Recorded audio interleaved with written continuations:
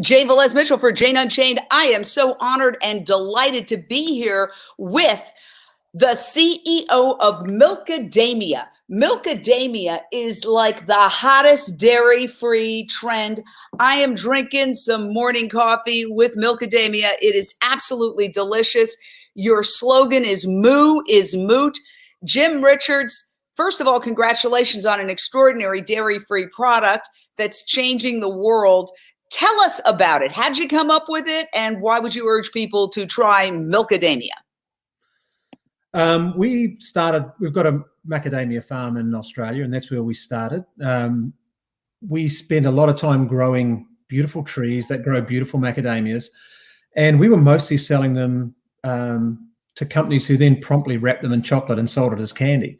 We had this carefully curated, really healthy and beautiful product that our farmer became increasingly disenchanted about it always turning up as candy. So we looked for a way to present our macadamias that made them culturally relevant, that addressed some of our eco concerns, and I think most people's eco concerns, and that introduced it into the wellness narrative where macadamias belong. The trouble is they're so delicious, no one sees past how delicious they are. So we were looking for a way to do that.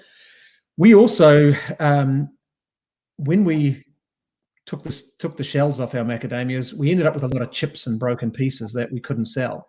And we were looking, rather than for those to just be disposed, to use them in a positive and good manner. And that's what we do with macadamia milk. It is made from our broken pieces and chips, and even our ugly macadamias, the ones we can't sell to the candy manufacturers because they want it to be perfectly round. We turn into Milkadamia.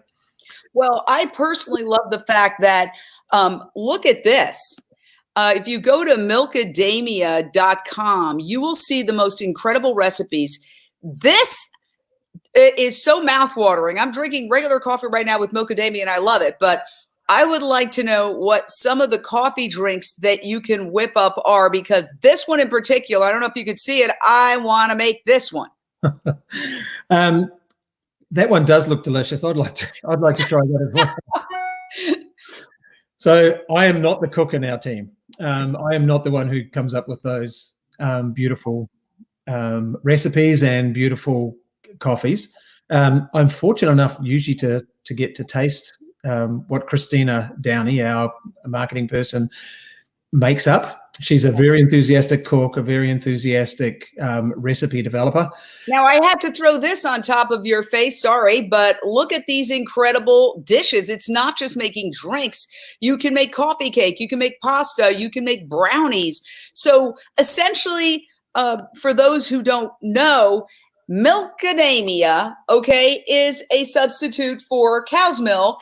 And your website is replete with examples of why we need to get rid of cow's milk and switch to dairy-free nut milks. I haven't had cow's milk in a quarter of a century, pretty much, give or take 6 months. And look at me, I'm here, right? We don't need it. It's not good for us. We're not cows. We don't need to drink the breast milk of another species. Do you think now, first of all, I want to say, these you can put in the closet. It's non-perishable. So in this time when we're a lot of us still at isolation at home, quarantining, I'm not going out there and hitting a nightclub anytime soon. It's great to have a product that is a dairy alternative that you don't have to refrigerate. This has been in my cupboard since you guys sent it to me and I tried it out. I got a sample and, I thought this is fantastic. It doesn't have any aftertaste. It's really smooth. And then when I was looking, I noticed that it's very high in B12, which it's got 50% of your daily nutritional need for B12, which is super important for vegans. And before people say, oh, well, if you're vegan, you have to take a supplement, that means supplements are a multi-billion-dollar industry, and 99.99999% of the people buying supplements are not vegan. So let's just leave that at there. But This is so smooth. I mean, did you have to do years of experimentation to get there? We did quite a bit, not years though. We kept trying to make our macadamia milk out of roasted macadamias because, you know, roasted macadamias are delicious. It wasn't until we switched to raw macadamias that we got the taste that we were desiring. I introduced soy milk into New Zealand many years ago, and introduced it to Papua New Guinea as well when I was there. But what I saw when I was doing soy milk is that it has such a high taste hurdle. It's hard to get everybody to make the switch. And our goal at Milkadamia, the initial goal that we wrote for ourselves, was we wanted to be part of stopping the expansion of dairy. We thought it was too big a goal to shut dairy down altogether. But if we could stop them felling trees and burning the Amazon and other forests to extend dairy farms, then we felt we were making a step of progress.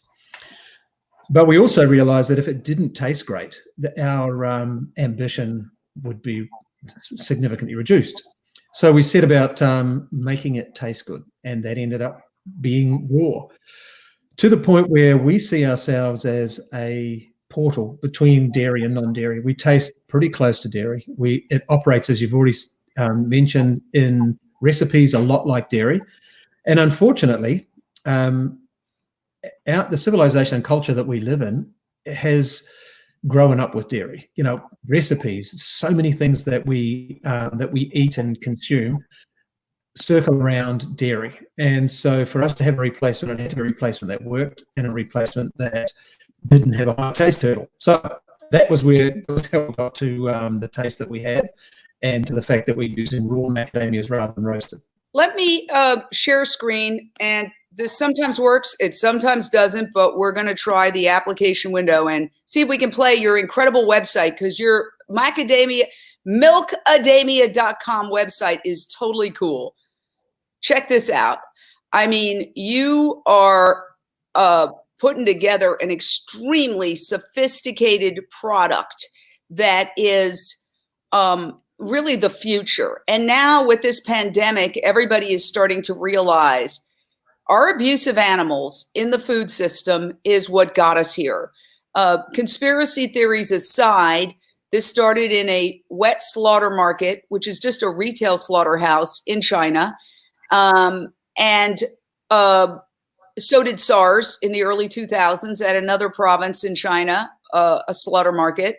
And now we have COVID-19 invading slaughterhouses in the United States. They are one of the 3 top hotspots, along with nursing homes and prisons. And workers are being told, you go in there and risk your life and die so I can have a slice of bacon. And why am I mentioning the meat aspect? Because it's all interconnected. The dairy industry is part and parcel of the meat industry. The dairy cows end up going for cheap hamburger and getting slaughtered in those slaughterhouses. So normally a dairy cow could live for 25 years. After just a few years, they're considered spent because they're abused in the food system, and they're sent off to be killed. The boys are thrown in veal crates because they don't need boys in the dairy industry. The girls are ripped from their mothers, as are the boys. It's a horror show all the way around. And now, because of the pandemic, people are starting to see it. They're also starting to see that products like Milkadamia are non-perishable. They can last longer. They don't have to go and risk their own lives going to the grocery store more often. So it's a win-win. Jim, as CEO of Milkadamia, do you see the pandemic being a game changer? Because we know dairy farmers are in crisis. Part of the reason is the schools are closed, so kids aren't being forced to drink dairy. So many millions of kids, the vast majority of them arguably are allergic to dairy milk. It contributes to obesity, diabetes, acne, all sorts of problems, dandruff. There are books written about kids who've gotten off dairy after having severe acne. I have one right on my bookshelf, and their acne cleared up. So all of these symptoms are there saying, you know, we are not cows. We don't need to drink the breast milk of cows. This is something that has been pushed on us by an industry that is making money, or had been, while destroying the environment. So do you see, Jim, as the CEO of Milkadamia, that this is a game changer, this moment in time? It's definitely changing a lot of things. And we would hope it's a game changer. Our initial concern with dairy, this is pictures of our farm, which used to be a dairy farm. So we're really enjoying planting trees. That farm is in Australia. It originally was native rainforest. When the founders came, they cleared all that, put dairy cows there. We've taken great joy in putting the trees back. Macadamias are a native Australian rainforest tree, so this is where they belong.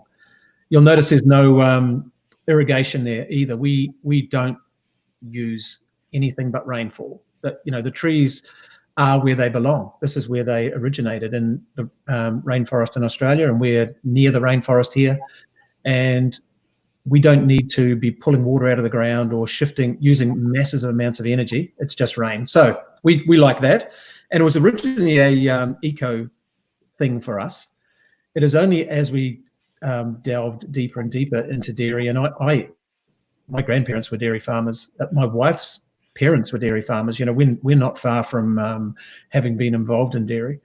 But it's once we got past, not that we are past the eco issues, and we started to see the animal welfare issues and exactly what we've become. You know, we've got more and more callous of our treatment of animals. The people that are close to it don't even see just how bad that is. How, you know, we as humans, we're better than that. You know, we don't need to do it. We should not be allowing ourselves to treat animals in that way, or to even treat the planet in the way that we are. So we're this pretty is a dead pile, by the way. This is what happens when they just throw them in piles and just by the side of the road quite often. So yeah, the industry.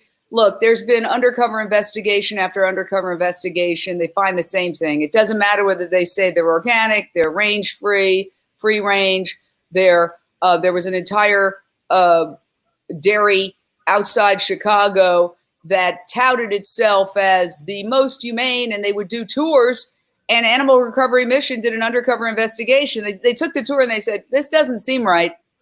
And they did what these undercover investigators do. They got jobs in there with hidden cameras, and what they showed was so horrific that even the local papers were writing editorials saying, shame on you. And it was just a two-faced lie. It was a two-faced lie that they're telling people. It was sort of the Disneyland for dairy. And kids would come and take tours with their parents in schools, and look how wonderful they treat. And then behind the scenes, they're hitting them over the head. They're doing just beyond comprehension, all caught on tape. Yeah. All caught on tape. They always blame the low-level workers, and oh, these are rogue. These are no. The low-level workers are doing it because when a mother cow gives birth to a baby calf, they want to stay together. In order for us to steal the milk, we have to separate the mother from the baby. The babies are put either in hutches. The boys are sometimes shot or thrown on dead piles. If not, they're put in veal crates. And the baby female calves that are about to replace their mothers, who go off for hamburger, to be slaughtered for hamburger, the babies don't want to drink from the rubber nipple, the cheap replacement to the dairy milk. They fight it. Well, the workers are on a time schedule. They'll get fired if they don't keep these babies alive so they can be put into the dairy system to replace their mothers who were slaughtered. And so when the babies refuse the rubber nipple, eventually, boom. And this is virtually inevitable. And so I call it, and I'm a person who covered crime for years. I was a crime reporter for 38 years. I call dairy a rape, abduction, and murder operation, because that's exactly what it is. And now people are starting to see it. Now dairy's in trouble, and I'm not anti the farmer. I am pro the real farmer. We are actually working to transition farmers from the journey you took, exactly what you took. One of the things that I've learned investigating this is that the farmers are also being factory farmed. They are also being exploited. They're being put into onerous loans. They are making pennies on whatever their product is. They are risking their own health with the chemicals that they have to put into these facilities, especially now that there's essentially farms have become concentrated animal feeding operations, windowless warehouses. So it is a morally reprehensible system, and the farmers themselves are not responsible. They've been dragged into this. One of the heads of the agencies that oversees all this in the United States said to the farmers, get big or get out. Meaning they don't want the actual farmers that Willie Nelson refers to, the real farmers. They want these factories that are making the 0.1% who live in Manhattan even richer. And is that how you see it, or have I mischaracterized it? That's pretty much how it is. I have a tremendous amount of sympathy for the small farmers and the small families who have always operated dairy farms in a more humane manner.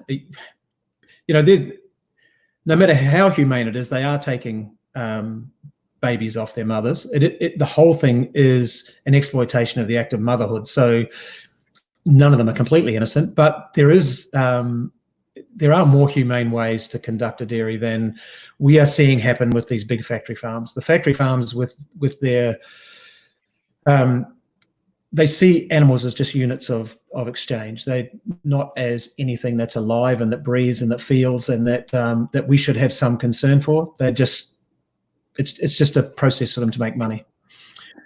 I think it's absolutely incredible that we're speaking today, because just over this past weekend, we had a conference where we were talking at climatehealers.org, is organized by Dr. Silas Rao. He's a Stanford PhD who was instrumental in the acceleration of the internet.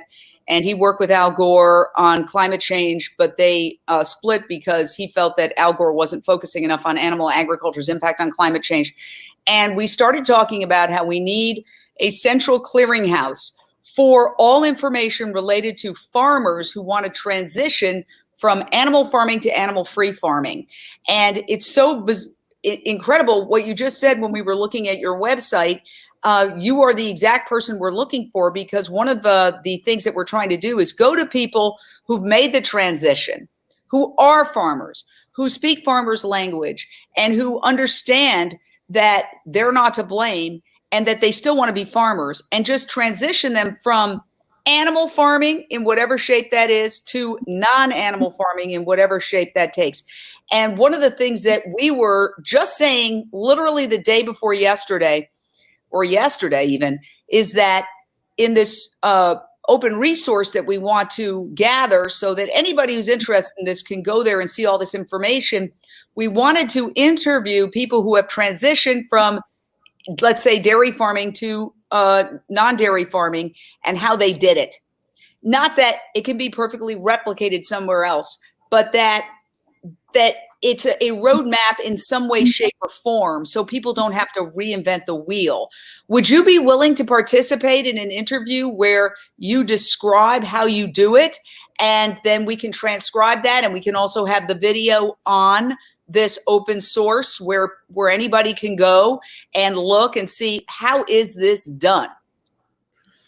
Yeah, we would. Look, one of the things that we are promoting is regenerative farming. So, farming has become very, very exploitive, or a lot of farming, most of it, extremely exploitive of animals and the earth. And we want to promote regenerative farming. And where we've done that, where we've seen farmers like on our farm who adapt to regenerative farming, an amazing thing happens. The farmer himself is regenerated. We're seeing people get a new life. Farmers, a lot of farmers don't like the situation they're in. They certainly don't like to hear the sort of things that we're saying. And they would love to find a way out. They didn't set out to be part of the eco issue. They set out to provide food for people. And suddenly one day they've woken up and found they're on the wrong side of history. And that concerns them. Farmers don't want to be there. They want to be salt of the earth. They want to be the people who are providing what we need at this time, and they can be. There's farmers who are making that change.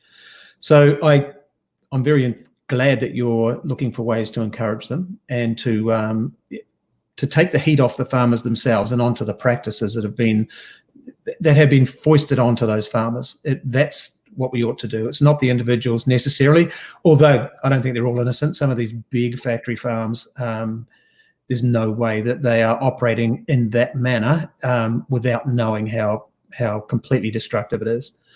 So, yeah, look, I'd be happy to talk to and be happy to be part of any process that encourages farmers to shift from being exploitive to being regenerative, because boy, does the planet need that. You know, we've got to get this place some more breathing space, and we can't keep rushing headlong with the intensification of exploitation that we've been doing over the last 30 years.